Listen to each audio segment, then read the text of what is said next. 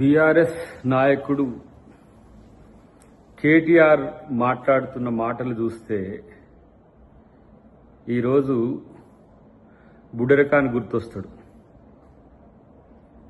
Congress party మీద BJP అక్రమంగా పెట్టిన కేసును బూచిగా చూసుకొని ఒక ఎర్రిపప్పలాగా ఇలా బీజేపీ వాళ్ళ కంటే ముందు నువ్వే మాట్లాడుతున్నావు. ఇది కాదా సాక్ష్యం? బీజేపీ నాయకుల కంటే బీఆర్ఎస్ నాయకుడు కేటీఆర్ మాట్లాడడం అనేది బీజేపీ తొత్తుగా బీఆర్ఎస్ మారిందని చెప్పడానికి ప్రత్యక్ష ఉదాహరణ. అవినీతి గురించి మీరు మాట్లాడుతున్నారా బీఆర్ఎస్ వాళ్ళు?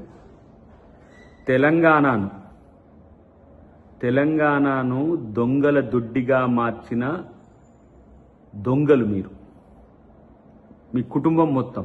ఎలా రేవంత్ రెడ్డి గారి మీద కామెంట్ చేస్తున్నారు.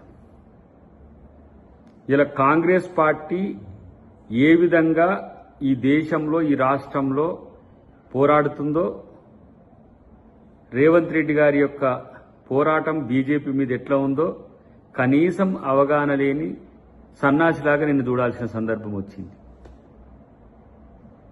ఇది నీ రాజకీయ అవగాహన.